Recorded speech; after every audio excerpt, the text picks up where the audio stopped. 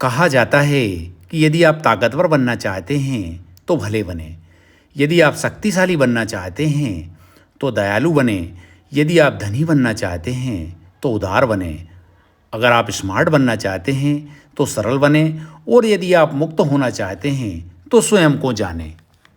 ऐसे ही हमारे गुरुजी कमल मुनि महाराज जी हैं, जो नर्मदा खंड के नहीं बल्कि पूरे भारतवर्ष के महान विद्वान और सिद्ध संत हैं, जो गुप्त रूप से माँ नर्मदा जी के तट पर जंगल में 56 वर्षों के लिए समय समय पर आते रहे हैं।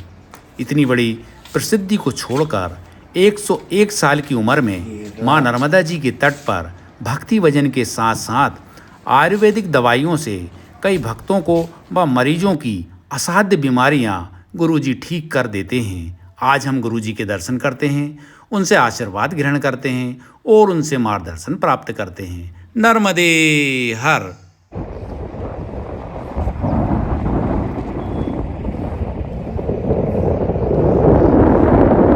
नर्मदे हर। आज हम फिर माँ नर्मदा जी के पावन तटवामली घाट पर हैं और यहाँ पर एक बहुत ही सिद्ध और प्रसिद्ध संत कमल मुनि महाराज जी विराजमान। दर्शन करते हैं। बहुत ही मुश्किल से ऐसे संतों के दर्शन होते हैं जो आयुर्वेद के प्रखंड विद्वान हैं और हिंदी, अंग्रेजी और संस्कृत के प्रखंड ज्ञाता हैं और वेदों के भी बहुत बड़े ज्ञाता हैं। आज हम उन्हीं के दर्शन करेंगे। ये गुरुजी की हम देख रहे हैं, ये कुटी है, बिल्कुल चारों तरफ जंगल है और यहीं से ये माँ नर्मदा जी के दर्शन होते हैं।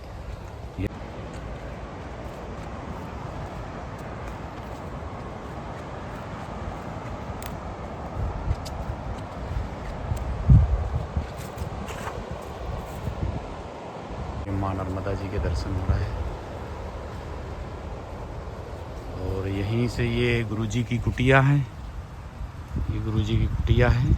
हम कुटिया नहीं गए हैं, हम गुरुजी का रिसर्च सेंटर कहेंगे, क्योंकि यहाँ पर बड़ी बड़ी कंपनियों की हैं।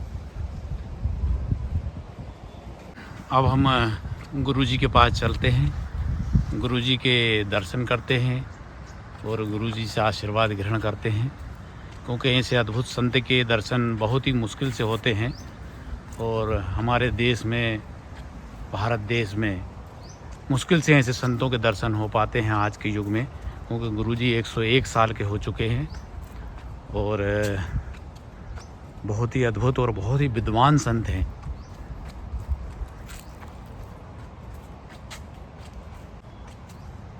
अब हम गुरुजी के पास चलते हैं, उनसे आशीर्वाद ग्रहण करते हैं और उनसे मार्गदर्शन प्राप्त करते हैं। ये गुरुजी के रिसर्च सेंटर में जाने का रास्ता है। ये हम गुरुजी के पास आ गए हैं।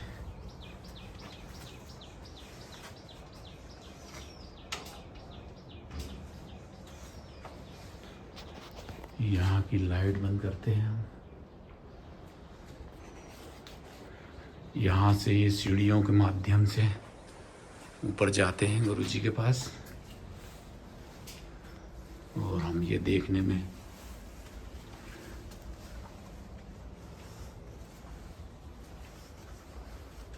और ये हम गुरुजी के पास आ गए हैं ऊपर। वो हेवल का पंखा नया रखा है, उसको लगाया नहीं, क्योंकि यहाँ ज़रूरत कम पड़ती है। जब कोई चाय में बनाते हैं तो ज़रूरत पड़ती है। अच्छा, गुरुजी जो भी आता है सबको चाय पिलाते हैं गुरुजी आप? अरे नहीं, सबको नहीं पिलाते। जो भी भक्तगण आते हैं गुरुजी के पास, गुरुजी सबको चाय पिलाते हैं। हमारी कोई भक्ति नहीं है। अभी तू बता, दूसरी अमावस्या एक नहीं आया सुबह से अभी तक। मैं तो आ गया गुरुजी आज। मेरे को बहुत दिन से लग रहा था गुरुजी के पास चल रहा है दर्शन करने। क्या है ये? लोग चमचागिरी से खुश होते हैं।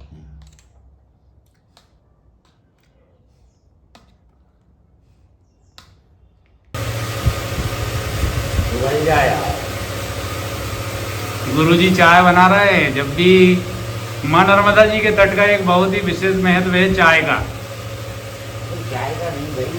साधु संतों के पास जब भी हम आते हैं, पूजनीय हमारे साधु संतों के पास, तो चाय का प्रसाद जरूर देते हैं हम गुरुजी के पास आए, गुरुजी जो है चाय का प्रसाद दे रहे हैं हमें।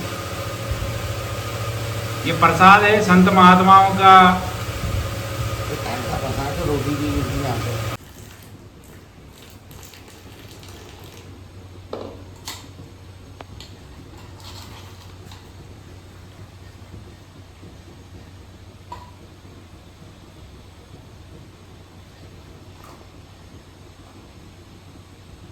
ईमान आदमी काम नहीं।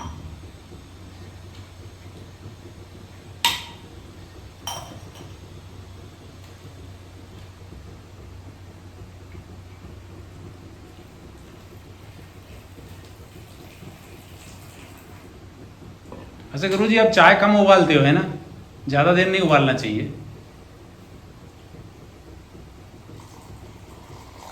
गरम गरम चाय नहीं पीना चाहिए क्या गुरुजी? संसार का कोई जीव गर्म वस्तु नहीं खाता है। गुरुजी मैं तो बहुत गरम पी जाता हूँ चाय। तू क्या करता है इससे तो मुझे कोई नहीं।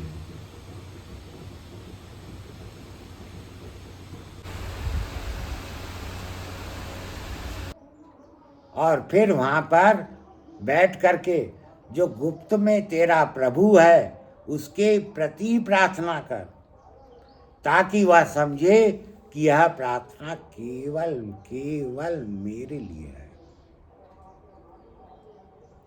तब उसे उसका प्रतिफल दिया जाएगा। इससे पहले उसे कोई प्रतिफल नहीं मिलेगा।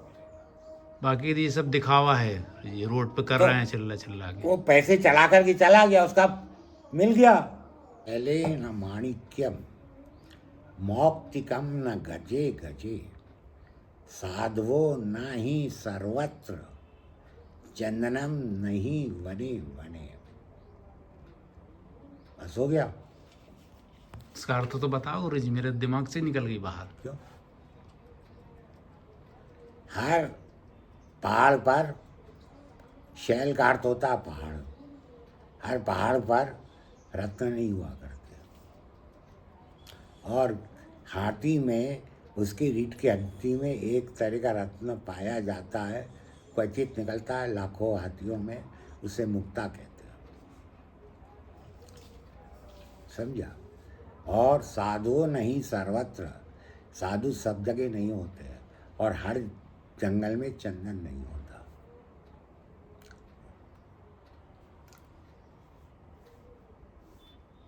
हो गया। आप क्या, अब उसको बंद कर। और मेरी जिंदगी में तो इतने मिले कि इसकी गिनती नहीं है।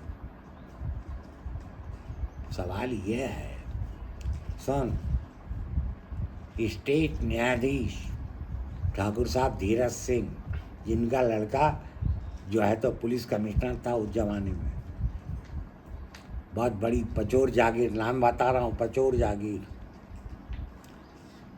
और स्टेट न्यायाधीश विश्वम्बर दयाल माथुर, ये दोनों जने मेरे पास आए। मैंने उनके लड़कों को पढ़ाया है। दोनों मेरे पास आए और कहा, महाराज जी, ब्लिट्स में विश्व स्तर के ऊपर आप बोलते जाइए, हम इंग्लिश में ट्रांसलेट करते जाते हैं, और प्रति सप्ताह आपका लेख छपेगा, प्रति सप्ताह।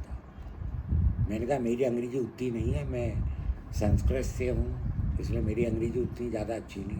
बोले, हम कर रहे हैं ना, 2 महीने। और ये भूतपूर्व स्टेट न्यायाधीश थे राजगढ़ स्टेट के। अब होता है, लेकिन प्रश्न ये बनता है, तू बेवकूफ़ है, इसको देखेगा कौन? और नहीं संबंधी हट गया तब उनका नाम लेने से। और इसके बाद कौन कौन सी असाध्य बीमारी को जैसे आप इलाज करते हैं, और कहाँ कहाँ से मरीज आते हैं आपके पास, दूर दूर से, जैसे बहुत दूर दूर से मरीज आते हैं, खंडवा से, बम्बई से, दिल्ली से। नहीं तो एक बात है, अब मौत किधर से आएगी तो रोगी कब आएगा, किधर से आएगा, मैं पता रहता क्या? जी जी जी। मेरा जो तो मोबाइल नंबर पता नहीं कितने लोगों के पास है, मालूम ही नहीं है। मतलब आप गुरुजी जैसे यहाँ मैं आया जब देखा तो एकदम ऐसा लगा कि कोई बहुत बड़ा कोई रिसर्च सेंटर हो ये। आते से ही घुसते से ही ऐसा लगता है जैसे कि बहुत बड़ा रिसर्च सेंटर हो, कोई बहुत बड़ा साइंटिस्ट यहाँ पे बैठा हो। ये सब देख के देखो ना, ये सब लगता है नहीं लगता जो साइंटिस्टों का तो घर रहते हैं ऐसे, ये ऐसा लगता है जैसे बहुत बड़ा कोई रिसर्च सेंटर हो, हर चीज़ मतलब एक उससे जुड़ी हुई है कोई रिसर्च से। हवन की सामग्री रखी हुई है, हाँ, लाखों रुपए की। हवन की सामग्री और ये सब गुरुजी के पास।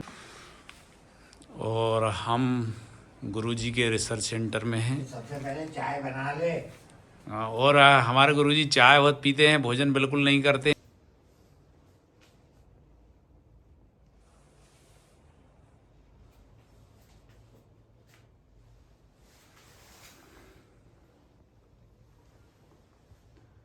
ऐसे गुरुजी जो है बहुत ही असाध्य रोगों का इलाज करते हैं। जब हमारी एलोपैथिक दवाइयाँ और एलोपैथिक डॉक्टर फेल हो जाते हैं तब गुरुजी अपनी दवाइयों से और अपने अनुभव से और अपने आयुर्वेदिक ज्ञान से इलाज करते हैं और मरीज को बिल्कुल ठीक करते हैं। हम कह सकते हैं कि मरते मैं एक जगह रहा नहीं।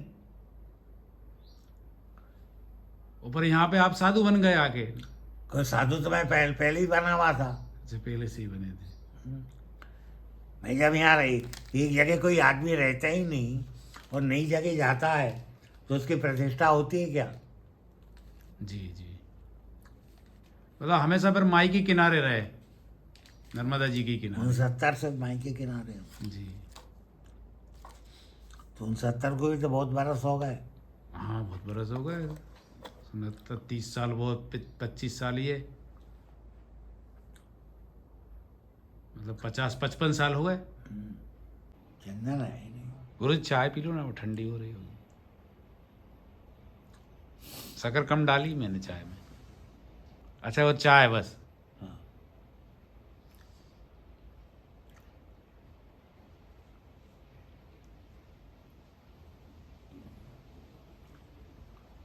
यहाँ कोई ढाबा है नहीं। वहाँ यहाँ पे तो कुछ है ही नहीं, जंगल है ये तो। यहाँ जंगल में कहाँ ढाबा है? और ढाबा अगर कुछ दूर पर है, 2-4 किलोमीटर के ऊपर है, तो उसमें सब ऐसा था कि मैंने जबलपुर में जलेरी घाट के इधर जो रेता था, रेता का भाग था, वहाँ रेता के बाद में मैं उसमें बैठा रहता था। जी। तो मैं जनता के बीच में जाता नहीं हूँ और मैं किसी की चमचागिरी करता नहीं। तो उनके जो तो 3 दोस्त थे, एक सत्यनारायण सेठ और एक त्रिभुवनदास मालपानी, ये ग्रैंड होटल के मालिक थे। जी। तो ये मेरे पास आया करते थे। तो करीब करीब 20 दिन बाद एक दिन धर्माधिकारी आया। तो मेरे को, मैंने पूछ लिया था लोगों से, बोले धर्माधिकारी साहब है। तो एक दिन वो आकर के कुटी के नीचे, बहुत छोटी कुटी थी क्योंकि आधे जले में बात कितने लंबे होंगे। हाँ, आधे हो गए। तो उसमें जो है तो आकर के जो है तो नीचे झुक कर के मुझसे पूछा कि क्या आप दिन भर लगे बात किया जाए। तो मैंने पूछा कि साहब आप रोटी कितनी खाते हैं? बोले रोटी? रोटी से क्या मतलब? मैंने कहा मतलब है, मैं आपको समझा रहा हूँ, आप रोटी कितनी खाते हैं? बोले 2-4 फुलके। मैंने कहा अरे आप 2-4 फुलके खाते हैं? मैंने सोचा कि धर्माधिकारी रात के 2 बजे तक फाइलों में उलझा रहता है। वो 2-4 कदम पीछे हट गया। बोले 2-4 जन्म लगेंगे ईश्वर की कृपा प्राप्त करने। जी। उसके बाद में परिचय हो गया मंदिर से, वहाँ के लोग आने लग गए। उसके बाद में थोड़ा 4 आदमियों का इलाज किया, बंद कर दिया। तो धर्माधिकारी साहब ने भी इलाज कराया था आपसे? उसके मैसेज का कराया। उनको क्या हो गया था? संधिवात अच्छा अच्छा, हो गई ठीक वो? हो गई। हाँ।